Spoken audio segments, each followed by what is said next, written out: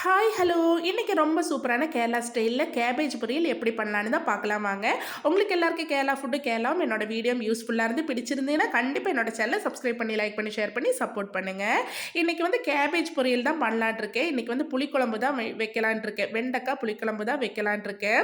இந்த புளிக்குழம்புக்கு எல்லாமே சைட் டிஷ்ஷா பண்றது வந்து இந்த மாரி ஏதாச்சும் பொரியல் பண்ணா ரொம்ப டேஸ்ட்டா இருக்கும். பொதுவாவே வந்து இந்த கேபேஜ் பொரியல் எதுக்கெல்லாம் நல்லா இருக்கும்னா, புளிக்குழம்புகளுக்கு சைட் டிஷ்ஷா வச்சு சாப்பிட்டா தாங்க ரொம்ப டேஸ்ட்டா இருக்கும். ட்ரை பண்ணி பாருங்க.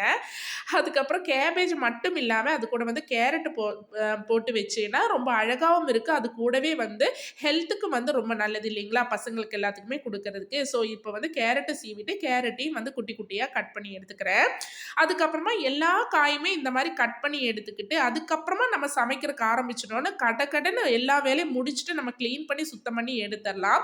இத நம்ம வந்து அடுப்புல வந்து பாத்திரத்த வச்சதுக்கு அப்புறமா கட் பண்ண நின்னோம்னா, அவ்வளோதாங்க. கேஸுக்கும் வந்து ரொம்ப நஷ்டமாயிரும். அதுவும் இல்லாம நம்ம செய்யறதும் வந்து நமக்கும் வந்து ஒரு பேஜாராயிரும் செய்யும்போது. இப்ப வந்து பேன் அடுப்புல வச்சுட்டு, இந்த மாரி எண்ணெய் ஊத்திட்டு ஒண்ணு சுத்தி விட்டுருங்க. என்னன்னா, ஒண்ணோட ஒண்ணு ஒட்டாம ரொம்ப சூப்பரா வந்து பொரியல் பண்ணி எடுக்கிறதுக்கு தான். இப்ப வந்து கடுகு, உளுத்தம் பருப்பு போட்டு பொரிஞ்சது. இப்ப தாளிச்சதும், இப்ப வந்து வெங்காயம், கருவேப்பில போட்டு தாளிச்சு எடுத்துட்டு, இப்ப வந்து கேபேஜ் அதே மாரி கேரட்டையும் நம்ம வந்து இந்த மாரி துருவனது அதுல போட்டுக்கலாம்.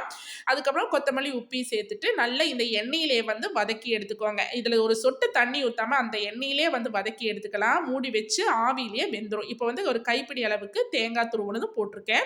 அதுக்கப்புறம் பச்சை மிளகாய் போடுறதுக்கு ஸ்கிப் பண்ணிட்டேன், மறந்துட்டேன். ஸோ, அதனால வந்து பச்சை மிளகாய 2 கட் பண்ணி சேர்த்துக்கிறேன்.